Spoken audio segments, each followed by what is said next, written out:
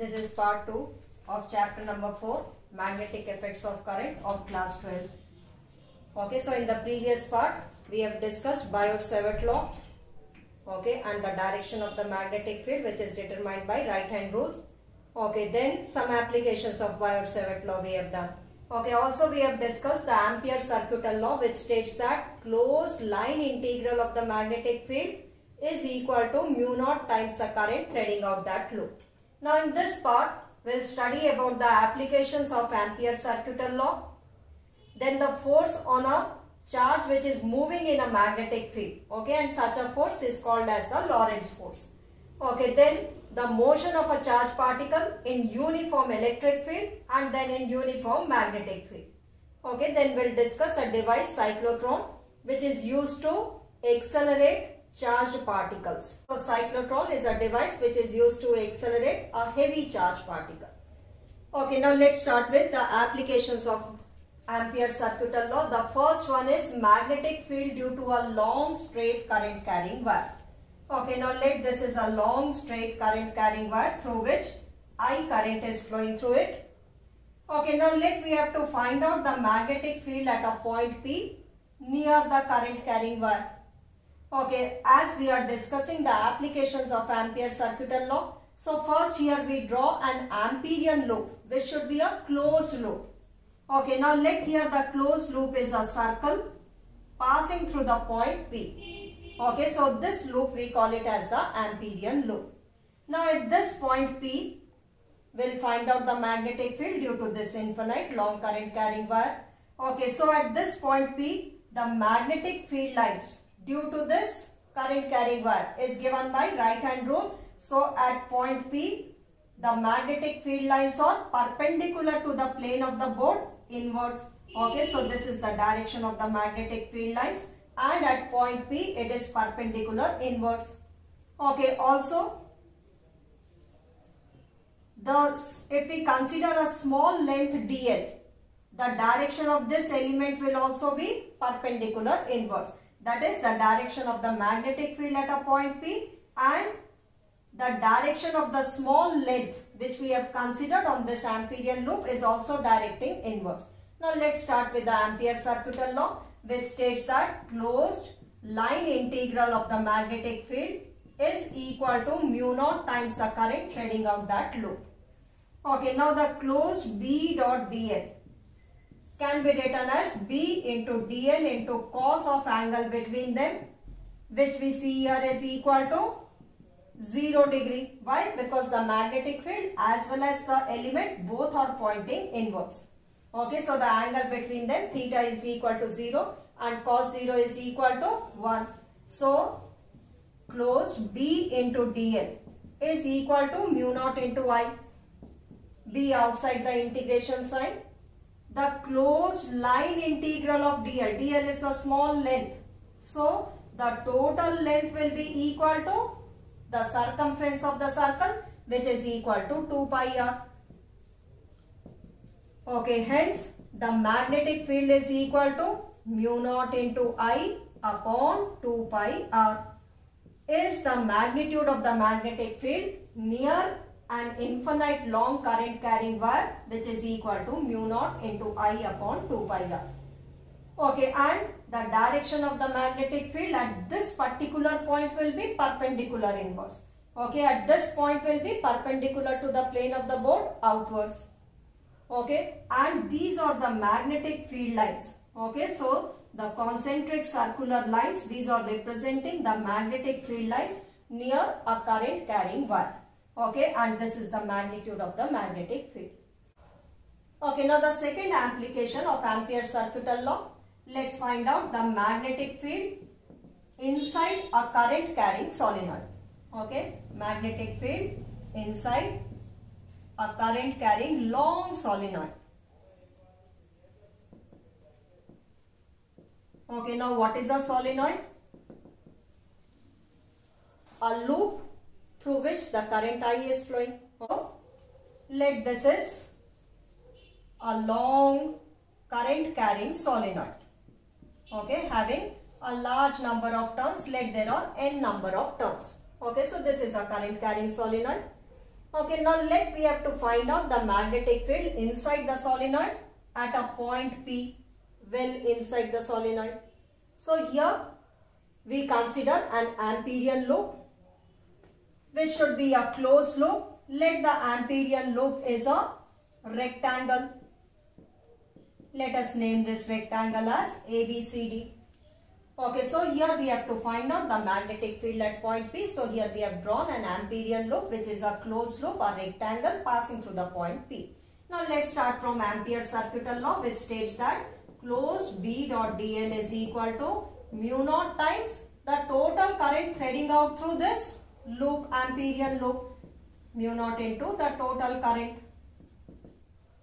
Okay, now the left hand side, B dot dl, can be written as, it is the closed line integral for this closed path. So it can be written as B dot dl from A to B plus B dot dl, integration of B dot dl from B to C plus integration of B dot dl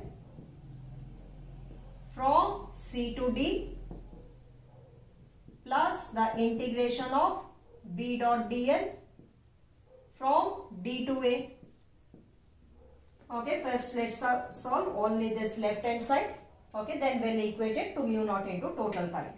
Okay, now here the magnetic field due to a current carrying solenoid is along the line joining AB inside the solenoid. It is along the axis of the solenoid.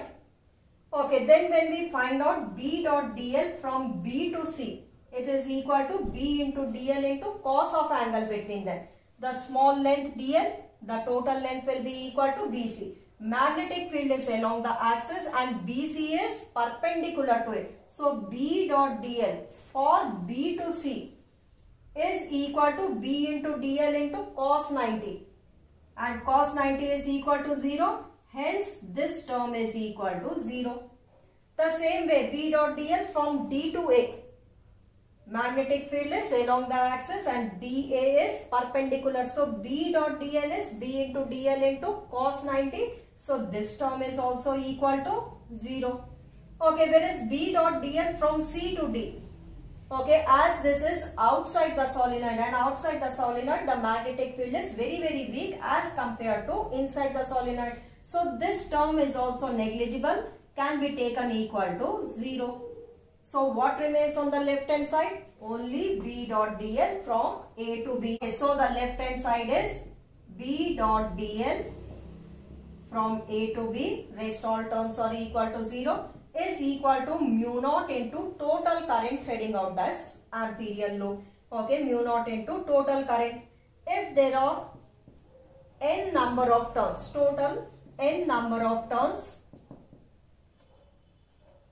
then the total current will be equal to n into I.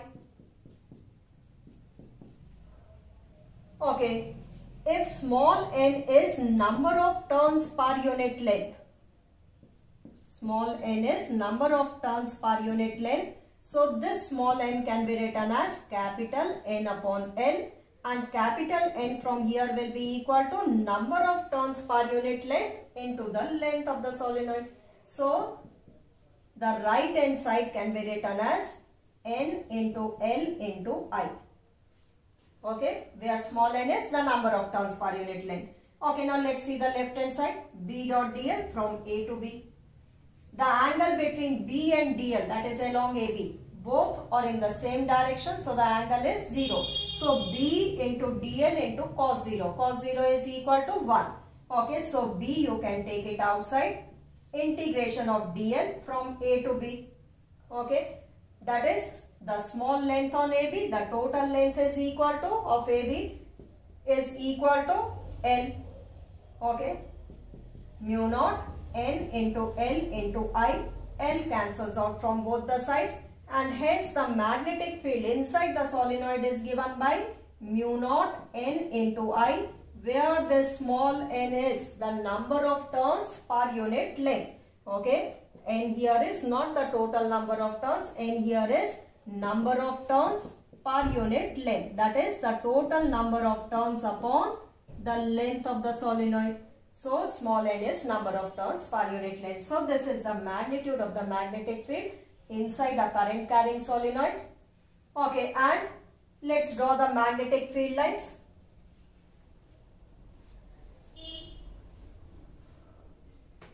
Okay, the magnetic field lines for this current carrying solenoid.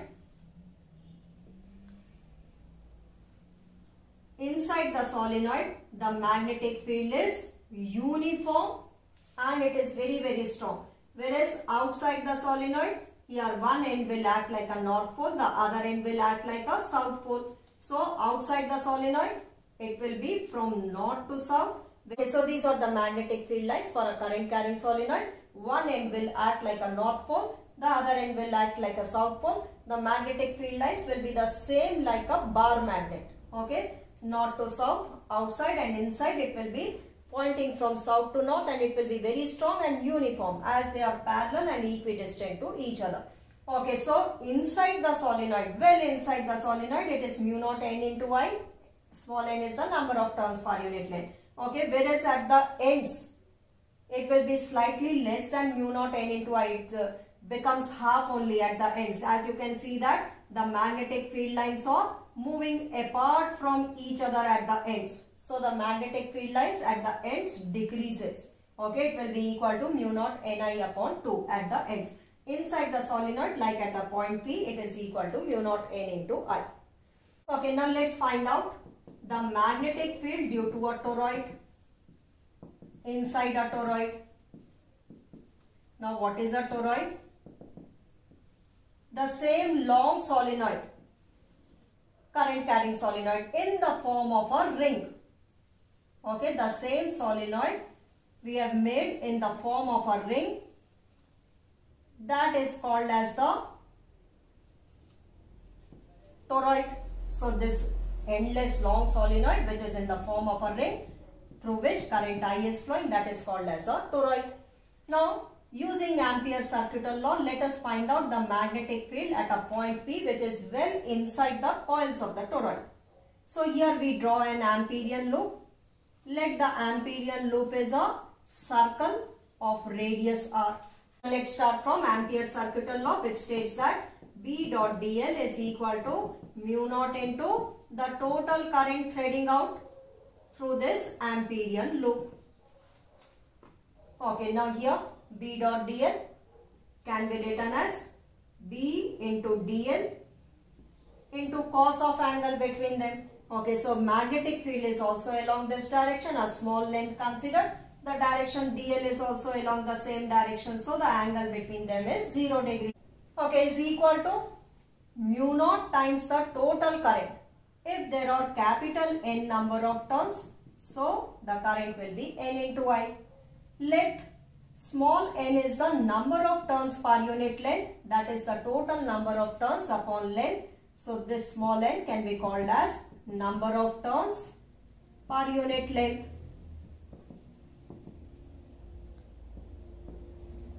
Okay, so mu naught into number of turns per unit length into the length of this Amperian loop. And what is the length of the Amperian loop? Length of the Amperian loop is 2 pi into r. Okay, small length considered on the Amperian loop. The total length will be equal to the circumference of the Amperian loop, which is equal to 2 pi r. Okay, whereas on the left hand side, B outside, the integration of dl is the total small length considered on the Amperian loop, the total length of the Amperian loop, which is equal to 2 pi r. So 2 pi r cancels from both the sides, and hence the magnetic field is the same as the long solenoid, which is equal to mu naught n into I, where small n is the number of turns per unit length. Okay, now let's draw the magnetic field lines for it. The magnetic field lines will be concentric circular lines inside the toroid. But this magnet doesn't have any north or south pole. Okay, so the magnetic field lines are concentric circles inside the coil, inside the toroid. Okay, now let us find out the magnetic field at a point Q in the empty space in the solenoid, and then at a point R which is outside the solenoid. Now magnetic field at a point Q. So here we draw an Amperian loop and here we see that no current is threading out through this Amperian loop.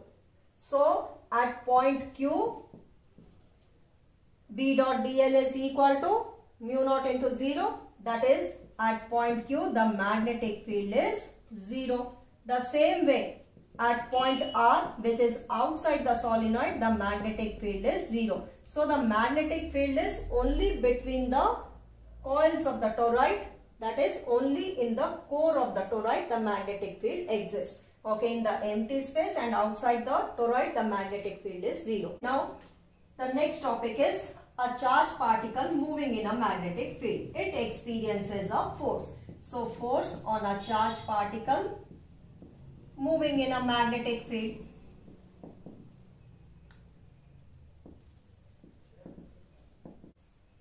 Okay, now let us consider an XY plane in which a positive charged particle Q is moving with a velocity v. Okay, this is a charged particle Q which is moving with a velocity v in XY plane. Let the magnetic field is along y-axis. This is the direction of the magnetic field. So the velocity vector is making an angle theta with the magnetic field. Okay, that is along with the y-axis. Okay, the component perpendicular to the magnetic field, that is along x-axis, will be equal to v sin theta. Okay, now according to Lorentz, the force experienced by this charged particle is directly proportional to the magnitude of the magnetic field, is directly proportional to the magnitude of the charge, and also is directly proportional to v sin theta. So according to Lorentz, this charged particle which is moving in the magnetic field experiences a force, and this force is directly proportional to the magnetic field, directly proportional to the charge, and directly proportional to the component of the velocity which is perpendicular to the magnetic field. And which component is this? This is v sin theta. So it is the component of velocity perpendicular to the magnetic field. Okay, now combining these three, we get F is proportional to QB into v sin theta. On equating it, the constant of proportionality here in SI units is equal to 1. So F is equal to QV into B into sin theta is the force experienced by a charged particle which is moving in the magnetic field. Okay, so force is given by QVB sin theta. Okay, how can we write in vector form? The angle between V and B is theta, and V into B into sin theta can be written as V cross B vector. The force vector which is experienced by a charged particle moving in the magnetic field in vector form can be written as F vector is equal to QV cross B vector. Okay, now let us consider few cases. If the charged particle is at rest, then what will be the force? Charged particle is at rest, that is V is equal to 0. Then the force is equal to 0. That is, it doesn't experience any force when the charged particle is at rest in the magnetic field. Here also the heading is force on a charged particle moving in magnetic field, because if it is at rest, it will not experience any force.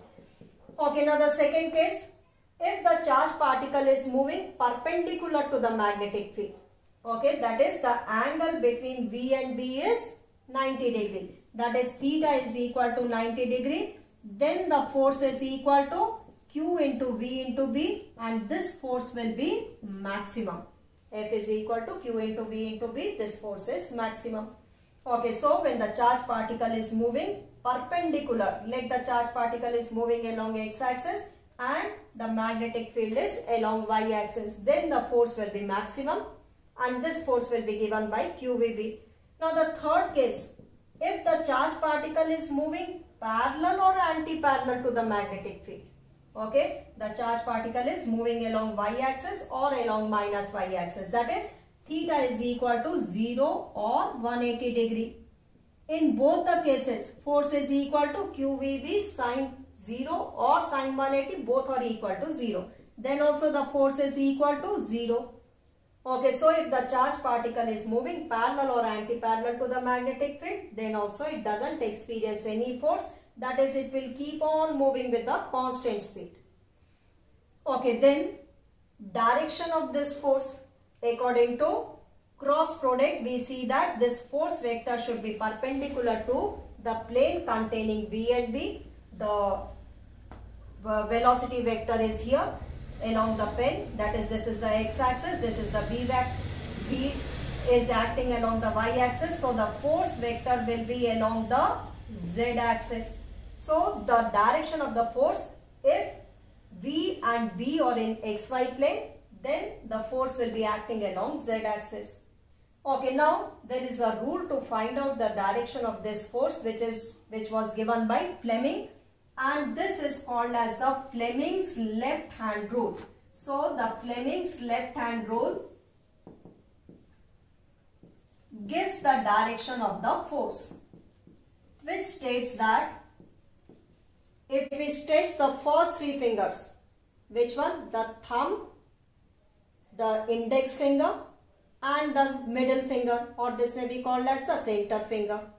Okay, so if these three fingers are stretched mutually perpendicular to each other such that the first finger is pointing along the magnetic field, the center finger is pointing along the direction of the current. Now direction of the current is the motion of a positive charge particle can be considered as the direction of the conventional current. So this is pointing along the direction of the current, C for current, F for the field. Which field is here? Magnetic field. Then the force will be given by the thumb. So the Fleming's left hand rule states that if we stretch the first finger, the center finger and the thumb mutually perpendicular to each other such that the first finger is pointing along the magnetic field, the center finger is pointing along the direction of the current. Direction of current means the motion of a positive charge particle. Then the direction of the force will be given by the thumb. Okay, so this is the Fleming's left hand rule, and according to this rule, if this is the velocity vector, this is the magnetic field vector, then the force will be given by the thumb which is acting along the z-axis. Okay, so this current means it should be the motion of a positive charge particle. Okay, if it is a negative charge particle, then the direction of the current will be opposite to it. Okay, the conventional direction of the current you will consider opposite to the motion of the negative charge particle. So here we have considered this is the motion of a positive charge particle, then the force will be given by thumb. Okay, this rule is called as the Fleming's left hand rule.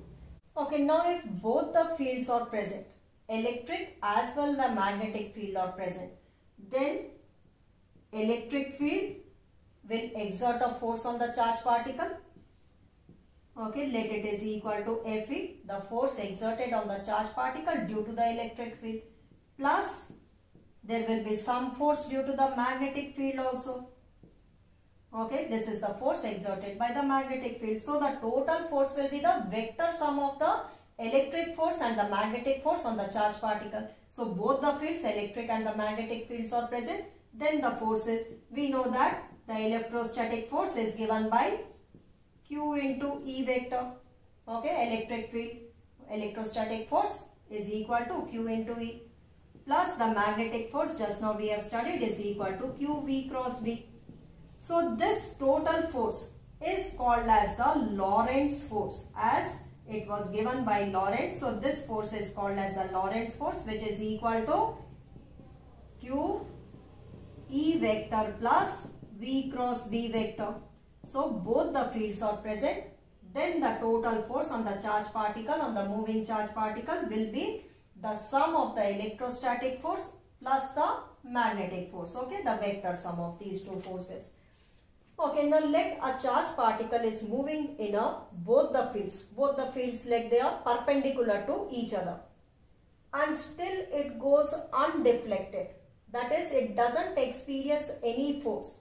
What may be the condition? Okay, now let a charge particle is moving positive charge particle. Here we are considering, let a positive charge particle is moving with a velocity v along x-axis. The electric field is along y-axis. Okay, and the magnetic field is along z-axis. Okay, so this positive charge particle Q will experience an electrostatic force and electric force along the direction of the electric field, which is equal to Q into E. So this is the direction of the electric force on the charged particle. Okay, what will be the direction of the magnetic force? V cross B vector. Okay, that is, it will be acting along minus y-axis. This will be the direction of the magnetic force. You can use the Fleming's left hand rule to find out the direction of the magnetic force. As you can see here, this is the motion of the positive charge particle along x-axis, the magnetic field along z-axis. So the force is, the magnetic force is along minus y-axis. Okay, now this charge particle goes undeflected. That is, without experiencing any force. It is moving with a constant speed. So when is it possible? When the electrostatic force is equal to the magnetic force. Then only the charge particle will be moving in a straight line without any acceleration, that is with a constant speed. Okay, and the electrostatic force is equal to Q into E and the magnetic force is equal to QV into B. So the speed should be equal to the ratio of electric to the magnetic fields. So what are the necessary conditions? That the charge particle is moving in the crossed field. Crossed field means electric and the magnetic fields both are present and are perpendicular to each other. Okay, so this is the electric field and this is the magnetic field. So this we call it as the crossed field. So a charge particle is moving in the crossed field and experiences no force. When is it possible? The first condition is V, E and B. All three should be mutually perpendicular to each other. V, the velocity vector, the electric field vector and the magnetic field vector should be mutually perpendicular to each other. And the second condition is that the speed of the charge particle should be equal to the ratio of the electric to the magnetic field. Then only it is possible that it keeps on moving with a constant speed. It moves undeflected or it doesn't have any acceleration. So these are the two necessary conditions here we have found out. Okay, then this electric and the magnetic field vectors, they are called as the velocity selectors.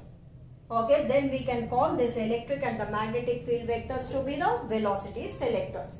Okay, next we'll discuss the motion of a charged particle in uniform electric field. Okay, which charged particle we are considering? Positive charged particle. Okay, motion of a positive charged particle in uniform electric field. We know that a charged particle moving in an electric field experiences a force, electrostatic force, which is equal to Q into E, and this force is along the direction of the electric field. Okay, the first condition or the first case when the charged particle is at rest. Okay, uniform electric field. Suppose this is the positive plate, this one is the negative plate. The electric field between these two plates is uniform.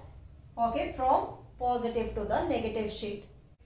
Okay, now if a charged particle is at rest, positive charged particle, it will be accelerated towards the negative sheet.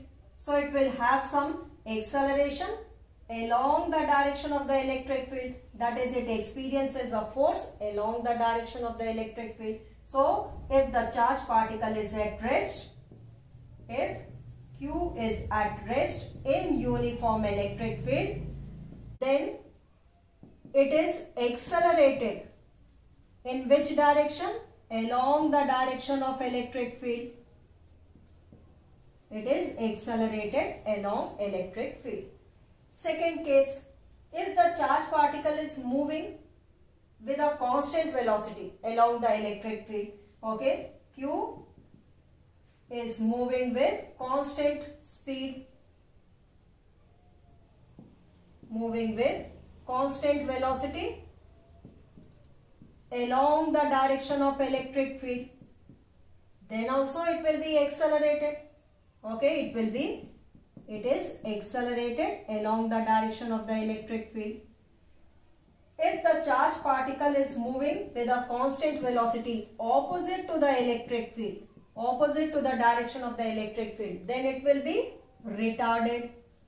Then this charged particle will be retarded.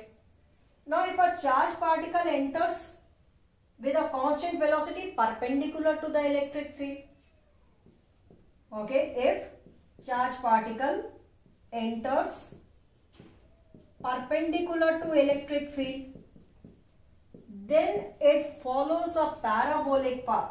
This charged particle now is entering perpendicular to the electric field with a constant velocity. Then it will be, if it is a positive charged particle, it will be attracted towards the negative path. That is, then it will follow a parabolic path. So if the charged particle enters perpendicular to the electric field, then follows a parabolic path.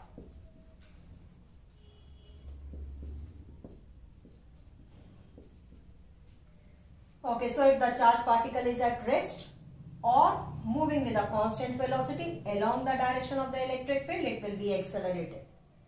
If it is moving in the opposite direction of the electric field, it will be retarded. If it enters perpendicular to the electric field, it will describe a parabolic path. Let's prove it. Okay, suppose it travels x distance along the x-axis and y distance along the y-axis. Okay, let this is x-axis, this is y-axis. So travels x distance along the x-axis and y distance along the y-axis. So the distance x travelled is equal to ux into t. Okay, and ux is here is equal to v into t. Okay, ux initial velocity, it is entering with v velocity. So ux here is equal to v. Y distance travelled is equal to uyt plus half ay into t square. Okay, here ax is equal to 0. There is no acceleration along x-axis. So ax here is equal to 0. Y is given by this. Uy, initially it is entering perpendicular to the electric field, that is along x-axis, no y component. So uy is 0 plus half ay into t square. T you can find out from here. T is equal to x upon v. Okay, so y is equal to ay, acceleration along y-axis, can be written as force upon mass of the charged particle, x square upon v square. Okay, now what is the force acting on the charged particle? Force is equal to q into E. Okay, so it is equal to q into E upon 2m v square into x square. So y distance is directly proportional to x square. This bracket term is constant. Q, the magnitude of the charge, electric field, mass of the charged particle, and the speed, initial speed with which it enters. So y is directly proportional to x square, and that is why it follows a parabolic path. Why? Because we know that whenever y is directly proportional to x square, it is a equation of a parabola, and that is why it follows a parabolic path. Okay, now let's discuss the motion of a positive charged particle in uniform magnetic field. We know that a charged particle moving in a magnetic field experiences a magnetic force which is given by QVB sin theta. Okay, now the first case, if the charged particle is at rest, then force is 0. Force is 0 means it remains at rest only. It doesn't move. No force is experienced, so remains at rest. So it remains at rest. Now if the charged particle moves parallel or anti-parallel to the magnetic field, that is if theta is equal to 0 or 180 degree. Okay, then also the force is 0. That is, it keeps on moving with a constant velocity. Okay, so keeps moving with the constant velocity in the same direction. Now the third case is if theta is equal to 90 degree, then the force is equal to QVB and this force is maximum. This force is maximum and it describes a circular path. Path described will be circular. Why it describes a circular path? Let us understand it here. Okay, now let this charge particle is moving with velocity v in perpendicular magnetic field. Okay, let the magnetic field is perpendicular to the plane of the paper or perpendicular to the plane of the board, inwards.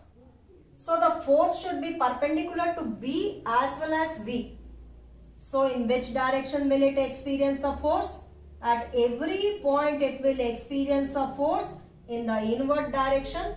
That is, the charge particle will describe a circular path. So whenever the charge particle is moving perpendicular to the magnetic field, it describes a circular path. Okay, and the force will be maximum. Okay, now let's find out the time period of this charge particle. Time period, that is the time taken to complete one revolution. Time period is equal to distance upon speed. Distance is 2 pi r upon the speed with which it is moving is v.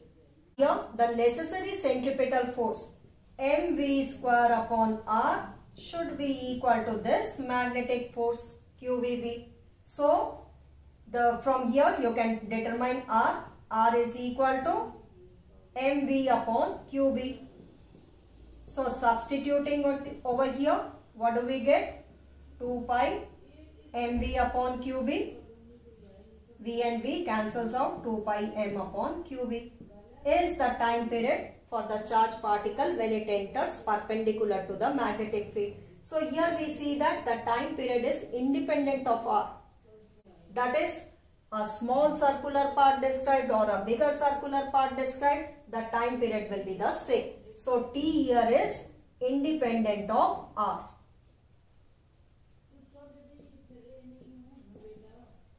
Okay, so describes the same. Okay, now let us discuss one more case.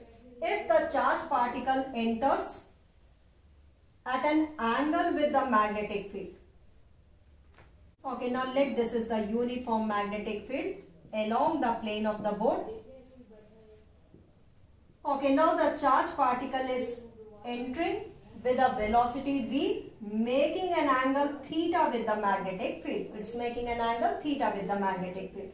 Now this velocity can be resolved in two components, v cos theta, which is parallel to the magnetic field, v sin theta, which is perpendicular to the magnetic field.